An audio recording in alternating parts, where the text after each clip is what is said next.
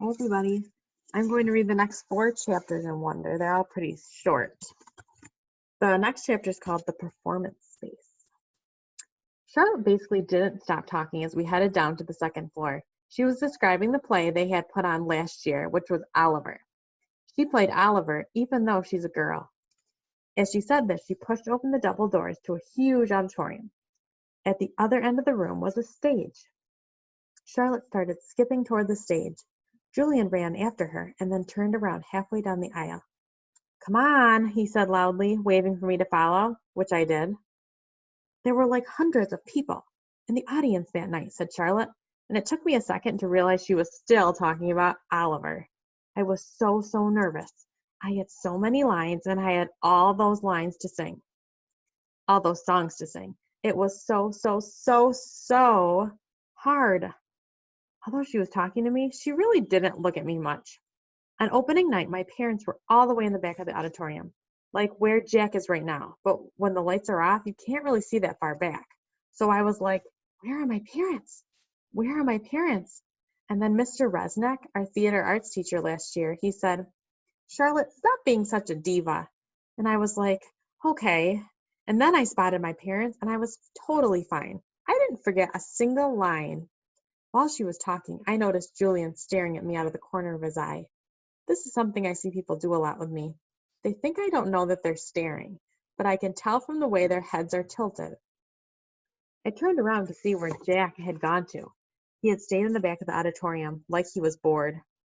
"We put on a play every year," said Charlotte. "I don't think he's going to want to be in a school play, Charlotte," said Julian sarcastically. "You can be in the play without actually being in the play," Charlotte answered, looking at me. "You can do the lighting. You can paint the backdrops." "Oh, yeah, whoopee," said Julian, twirling his finger in the air.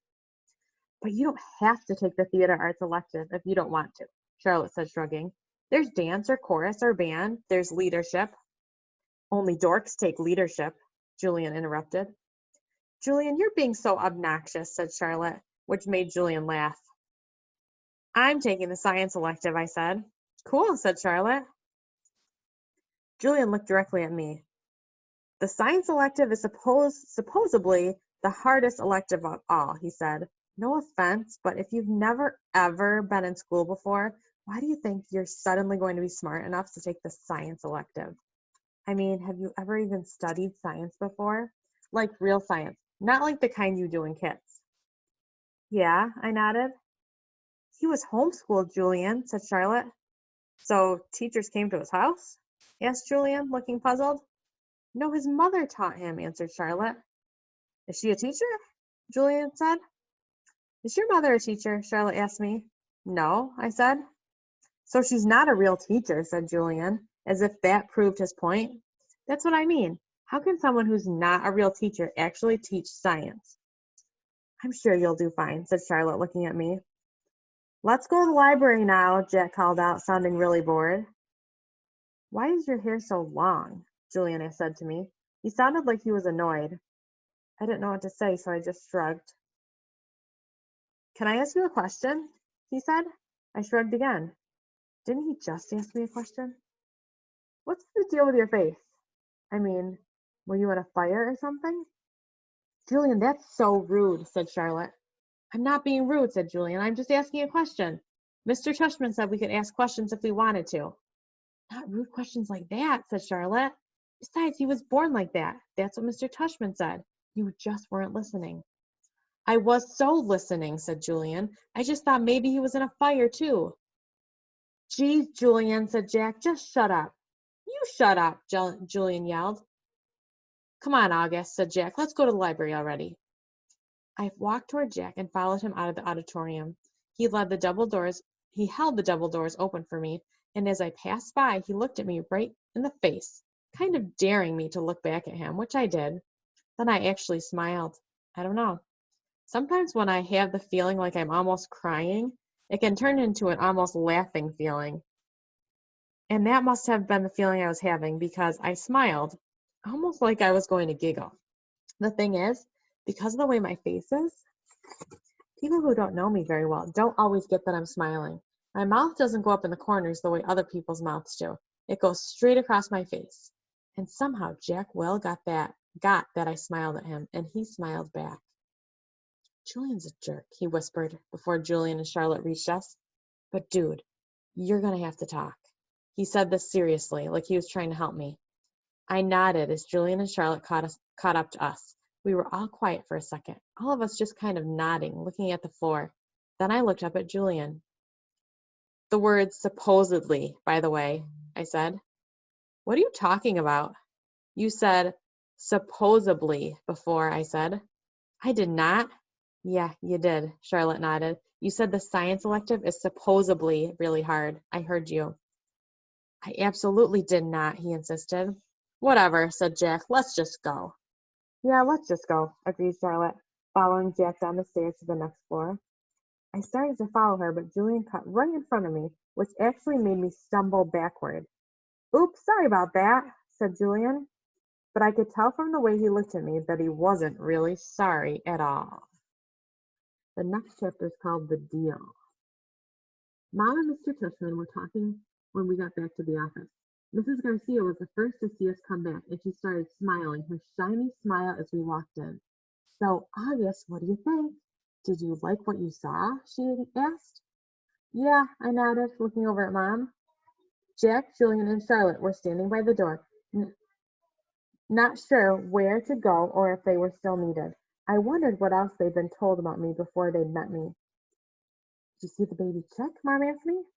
As I shook my head, Julian said, Are you talking about the baby chicks in science? Those get donated to a farm at the end of every school year. Oh, said Mom, disappointed. But they have new ones every year of science, Julian added. So August will be able to see it when we in the spring.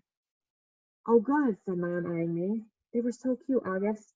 I wish you wouldn't talk to me like I was a baby in front of other people.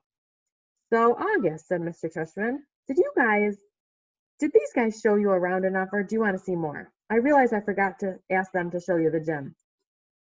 We did it anyway, Mr. Tushman, said Julian. Excellent, said Mr. Tushman. And I told him about the school play and some of the electives, said Charlotte. Oh, no, she said suddenly. We forgot to show him the art room. Oh, that's okay, said Mr. Tushman. But we can show it to him now, Charlotte offered. Don't we have to pick Via up soon? I asked Mom. That was our signal for my telling Mom if I really wanted to leave. Oh, you're right, said Mom, getting up. I could tell she was pretending to check the time on her watch. I'm sorry, everybody. I lost track of the time. We have to go pick up my daughter at her new school. She's taking an unofficial tour today. This part wasn't a lie, that Via was checking out her new school today. The part that was a lie was that they were picking her up at school, which we weren't. She was coming home with Dad later. Where does she go to school? Asked Mr. Tushman, getting up.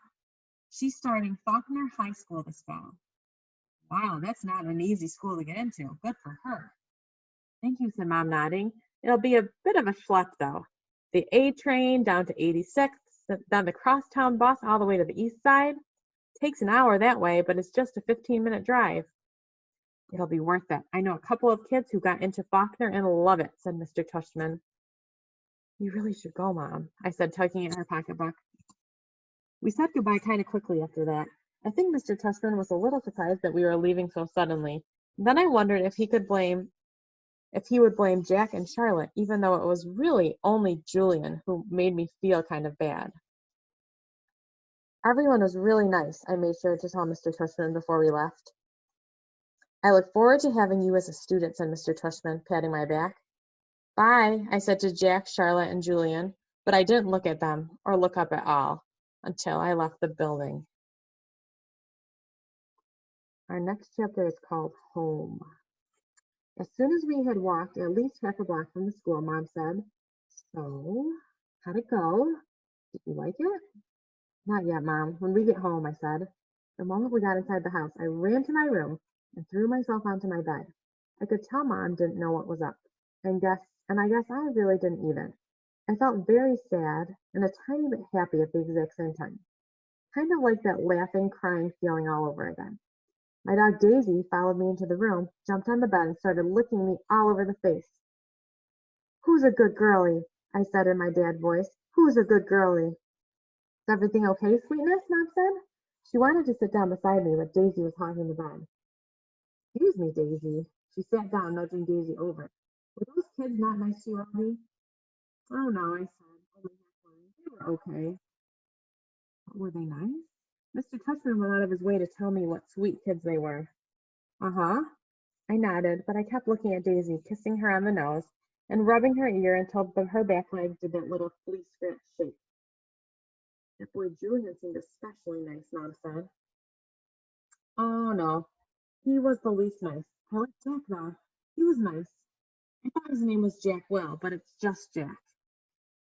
Wait a minute, maybe I'm getting them confused. Which one was the one with the dark hair that was brushed forward? Julian. And he wasn't nice? No, not nice. Oh, she thought about this for a second. Okay. So he is the kind of kid who's one way in front of grown-ups and another way in front of kids. Yeah, I guess so. Ah, hate those, she answered, nodding. He was like, so August, what's the deal with your face? I said, looking at Daisy the whole time. Were you in a fire or something? Mom didn't say anything. When I looked up at her, I could tell she was completely shocked. He didn't mean it that way, I said quickly. He was just asking. Mom nodded.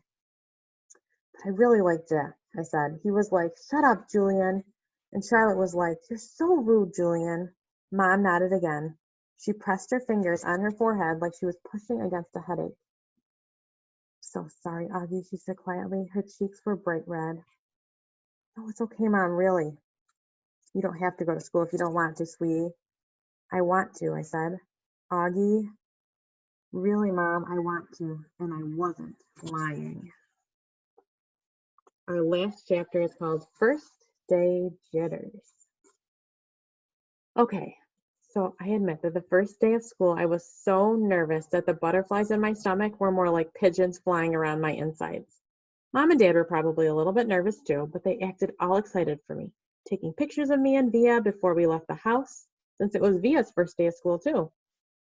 Up until a few days before, we still weren't sure I would be going to school at all. After my tour of the school, Mom and Dad had reversed sides on whether I should go or not. Mom was now the one saying I shouldn't go, and Dad was saying I should. Dad had told me he was really proud of how I handled myself with Julian, and that I was turning into quite the strong man. And I heard him tell Mom that he now thought she had been right all along. But Mom, I could tell, wasn't so sure anymore. When Dad told her that he and Via wanted to walk me to school today, since it was on the way to the subway station, Mom seemed relieved that we would all be going together, and I guess I was too. Even though Beecher Prep is just a few blocks from our house, I've only been on that block a couple of times before. In general, I try to avoid blocks when there's lots of kids roaming around. On our block, everybody knows me, and I know everybody. I know every brick and every tree trunk and every crack in the sidewalk. I know Mrs. Grimaldi, the lady who's always sitting by her window, and the old guy who walks up and down the street whistling like a bird. I know the deli on the corner where Mom gets our bagels, and the waitresses at the coffee shop who all call me honey and give me lollipops whenever they see me. I love my neighborhood of North River Heights, which is why it was so strange to be walking down these blocks feeling like it was all new to me suddenly. Amesfort Avenue, a street I've been down a million times, looked totally different for some reason, full of people I never saw before, waiting for buses, pushing strollers. We crossed Amesfort and turned up Heights Place. Thea walked next to me like she usually does, and Mom and Dad were behind us. As soon as we turned the corner, we saw all the kids in front of the school. Hundreds of them talking to each other in little groups, laughing or standing with their parents who were talking to other parents. I kept my head way down. Everyone's just as nervous as you are, said Via in my ear. Just remember that this is everyone's first day of school, okay? Mr. Tushman was greeting students and parents in front of the school entrance. I have to admit, so far, nothing bad had happened. I didn't catch anyone staring or even noticing me. Only once did I look up to see some girls looking my way and whispering with their hands cupped over their mouths, but they looked away when they saw me notice them. We reached the front entrance. Okay, so this is it, big boy, said Dad, putting his hands on top of my shoulders. Have a great first day. I love you, said Via, giving me a big kiss and hug. You too, I said. I love you, Augie, said Dad, hugging me. Bye. Then Mom hugged me, but I could tell she was about to cry. which would have totally embarrassed me. So I just gave her a fast, hard hug, turned, and disappeared into school.